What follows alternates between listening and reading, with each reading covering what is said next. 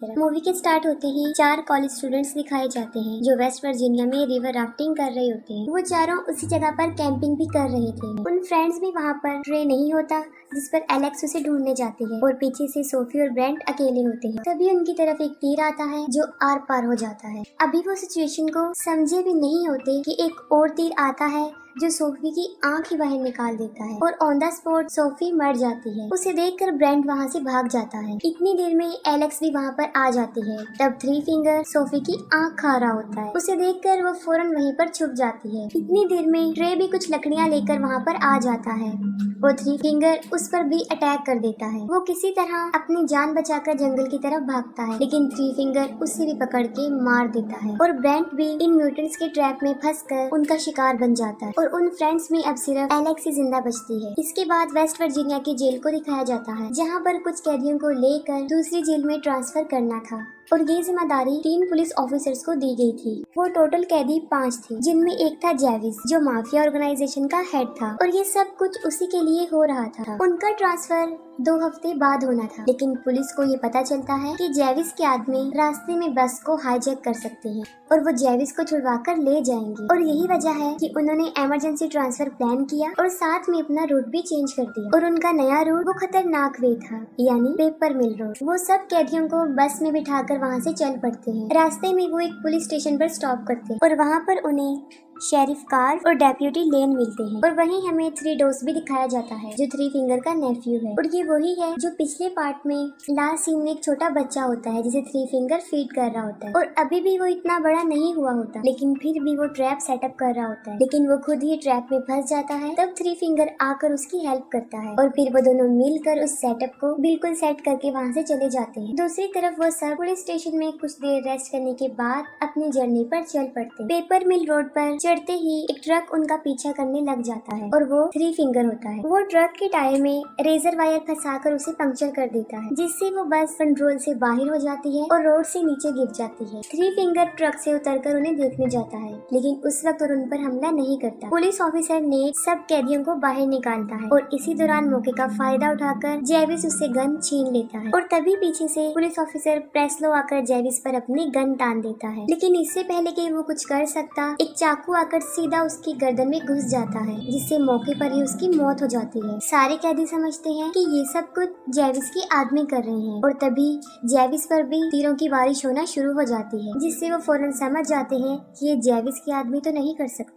Jewish net को कहता है कि वो सबकी हथकड़ियों को खोल दे, जिस पर नेट उसे जवाब देता है कि चाबी तो बस के अंदर ही रह गई है और बस को पूरी तरह आग लग चुकी थी और वो किसी भी टाइम ब्लास्ट हो सकती थी। एक पुलिस ऑफिसर वाल्टर भी बस के अंदर ही होता है और जब नेट चाबियां लेने बस में जाता है तो वो बिल्कुल ठीक वक्त पर वाल्टर को वहाँ से निकाल लेता है। नेट जो चाबियां लेकर आया था वो बिल्कुल बेकार हो चुकी थी, लेकिन फिर भी जेविस उसे नहीं मारता क्योंकि उसे पता होता है कि सिर्फ नेट ही है जो उन्हें इस जंगल से निकाल सकता है। और तभी वो लोग आगे बढ़ते हैं और झाड़ियों में से एक लड़की बाहर निकलती है जो नेट पर अटैक कर देती है और वो लड़की एलेक्स थी। वो उन्हें बताती है कि यहाँ पर एक म्यूटेंट रहता है जो लोगों को मारने के बाद उन्हें खा लेता है, लेकिन कोई भी उसकी बात पर यकीन नहीं कर रहा था। हालांकि वो राफ्टिंग के बारे में भी बता चुकी थी, जिस पर जेविस उसे उनकी लोकेशन तक लेकर जाने का कहता है। उसका बात करने का अंदाज रिक्वेस्टिंग बिल्कुल भी नहीं था और वो उन्हें वहीं ले जाती है और रास्ते में उन्हें एक बस मिलती है जो बिल्कुल पलटी हुई होती है जो पीछे से लॉक थी। जेविस नेट को उसकी कैब चेक करने के लिए भेजता है और वहाँ पर उसे उसकी चाबी और एक बंदूक मिल जाती है और वो गन वो वाल्टर को दे देता है और जब वो वैन को चेक करते हैं तो वो देखते हैं कि वो पैसों से भरी हुई है। इतने पैसे देखकर वो सब हैरान हो जाते हैं और जेविस उन्हें 2-2 बैग उठाकर वहाँ से जाने को कहता है और सब लोग 2 बैग उठा लेते हैं, लेकिन वाल्टर जख्मी था और वो बैग उठा नहीं सकता था, जिस पर जेविस उसे जबरदस्ती बैग उठाने के लिए कहता है और मौका देखकर वाल्टर जेविस को शूट करने लगता है, लेकिन बदकिस्मती से उसमें गोलियां नहीं होती। लेकिन इस बात के लिए जेविस उसे माफी नहीं देता, वो सीधा उसके सर में गोली मार देता। इस पर नेट कुछ भी नहीं कर सकता था क्योंकि वो मजबूर था। फिर जेविस सबको आगे बढ़ने को कहता है और सबसे आगे एलेक्स होती है क्योंकि वही उन सबको रास्ता बता रही थी। चलते हुए उसका पाँव एक ट्रैप पर आ जाता है, लेकिन नेट जल्दी से उसे बचा लेता है और वो ट्रैप वही था जो 3 डोज ने सेटअप किया था और वो वहीं ही छुपकर बैठा हुआ था। तभी वही निकलकर बाहर आ जाता है और उन पर अटैक कर देता है, लेकिन जेविस उसे गोली मारकर नीचे गिरा देता है।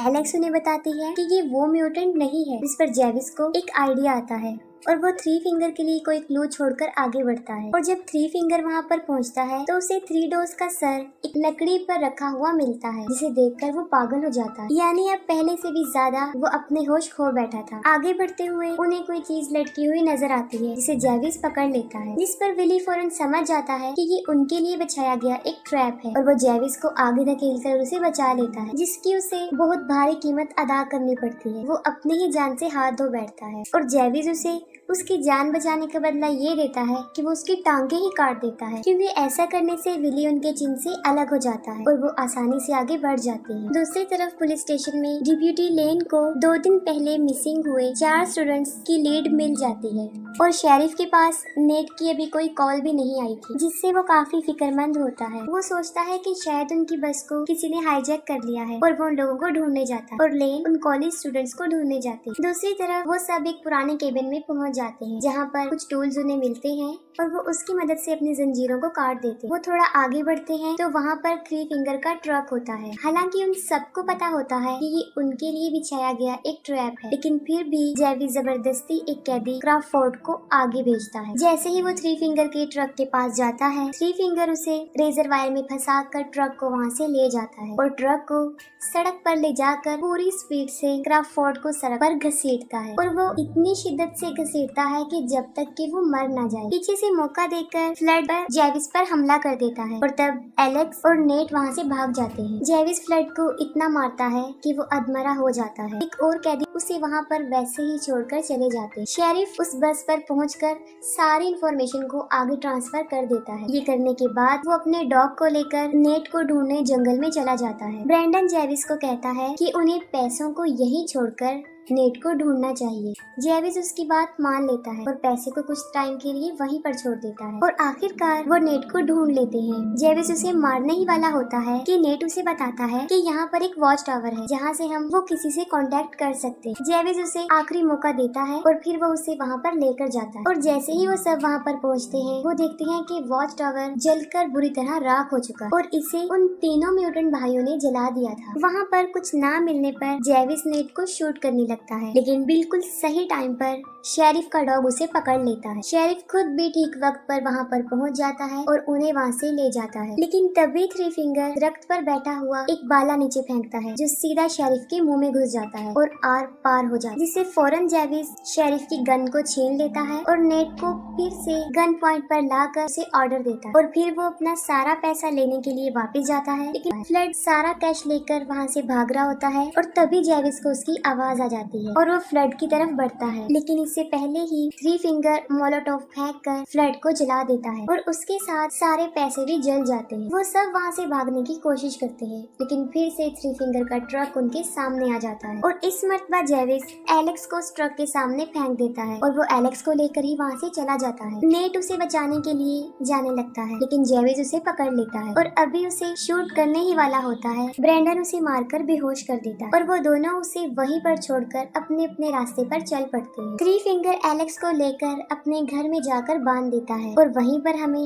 डेप्यूटी लेन की बॉडी भी मिलती है, क्योंकि इससे पहले थ्री फिंगर उसे भी पकड़कर मार चुका था। ब्रैंडन वहाँ से भाग रहा होता है और इतनी ही देर में जेविस वहाँ पर आकर उसे मारकर बेहोश कर देता है। वो आगे बढ़ने लगता है, तभी थ्री फिंगर वहाँ पर पहुँच जाता है और उन दोनों की बहुत बड़ी लड़ाई होती है। जेविस थ्री फिंगर को इतना मारता है कि उसकी शक्ल ही बिगाड़ देता है और उसका फेस इतना बुरा बन जाता है कि वो पहचान में नहीं आता पहले से भी ज्यादा। लेकिन लास्ट में थ्री फिंगर ही जेविस पर भारी पड़ जाता है। वो उसकी खोपड़ी खोलकर उसका दिमाग खा लेता है और अपनी जीत को सेलिब्रेट करता है। नेट को शेरिफ का डॉग मिल जाता है, जो उसे एलेक्स के पास लेकर जाता है। वो एलेक्स को छुड़ाकर वहाँ से निकलने लगते हैं, लेकिन थ्री फिंगर वहाँ आकर उन पर हमला कर देता है। थ्री फिंगर नेट को मारने ही वाला होता है कि तभी एलेक्स वही लकड़ी जिस पर थ्री डोर्स का सर रखा था, वो थ्री फिंगर को पीछे से मारती है, उसके अंदर घुसा कर उसे मार देती है और वो दोनों उसका ट्रक लेकर वहाँ से चल पड़ते हैं। लेकिन थ्री फिंगर अभी मरा नहीं होता और वो फिर से उनके ट्रक के सामने आ जाता है और उनके ट्रक पर चढ़ जाता है। वो नेट को पकड़ लेता है,